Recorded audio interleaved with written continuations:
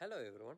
ഞാൻ ഈ ഇൻസ്റ്റാഗ്രാം റീൽസൊക്കെ ഇങ്ങനെ സ്വൈപ്പ് ചെയ്ത് പോകാൻ നേരത്തെ ഞാൻ കുറേ ഫെമിനിസ്റ്റുകളുടെ വീഡിയോസ് ഉണ്ട്. അവർ വെർബലി അബ്യൂസ് ചെയ്യുന്നു, ഫിസിക്കലി അബ്യൂസ് ചെയ്യുന്നു.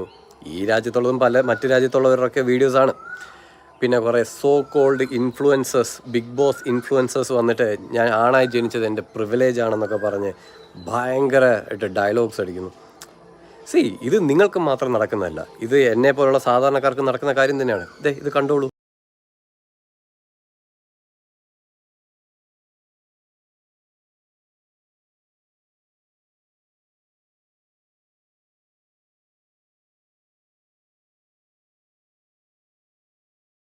ഇതിനകത്ത് ഏതൊക്കെയാണ് ഒറിജിനൽ പെൺപിള്ളാരെന്നോ ആൺപിള്ളാരെന്നോ ഒന്നും നമുക്കറിയത്തില്ല. ചില പെണ്ണുങ്ങളുടെ പേരിലൊക്കെ മെസ്സേജുകൾ വരുന്നത്, ആ പെണ്ണുങ്ങളുടെ വലിയ ശരിക്കും പറഞ്ഞാൽ പുറയിലെ ആണുങ്ങളായിരിക്കും, നമുക്കറിയില്ല. പക്ഷേ ഇത് നിങ്ങൾക്ക് മാത്രമേ ഉള്ളൂ എന്നൊരു ചിന്താഗതി മാറി കിട്ടിയില്ലേ? ഇതൊക്കെ നിങ്ങൾക്ക് മാത്രം അല്ല, നിങ്ങൾ മാത്രം ഈ വിക്ടിം കാർഡ് കളിക്കുന്ന പരിപാടി ആദ്യം നിർത്തുക.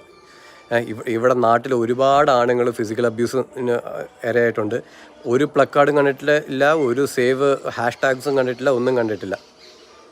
എൻ്റെ പ്രധാന സംശയം അതൊന്നുമല്ല. ഇങ്ങനത്തെ സാധനങ്ങളൊക്കെ പെമ്പിള്ളേർ കൊണ്ട് കേസ് കൊടുത്തു കഴിഞ്ഞാൽ പെട്ടെന്ന് നടപടി ഉണ്ടാവും.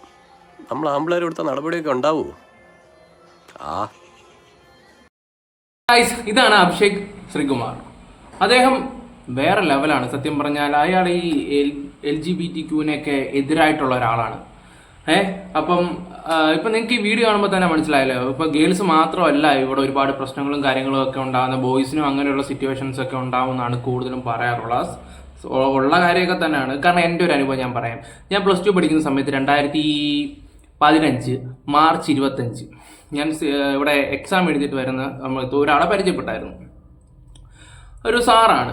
ആ സാറിൻ്റെ എൻ്റെ നന്ന് നമ്പരും മേടിച്ച് ആ സാറും എന്താ പറയണ്ടേ ഒരു ചാറ്റ് ചെയ്ത് രണ്ടാമത്തെ ദിവസവും അയാൾ ഇതുപോലുള്ള രീതിയിലെ സംസാരങ്ങൾ സംസാരിച്ചായിരുന്നു. എനിക്ക് അങ്ങനെ ഒരു അനുഭവം ഉണ്ടായിട്ടുണ്ട്.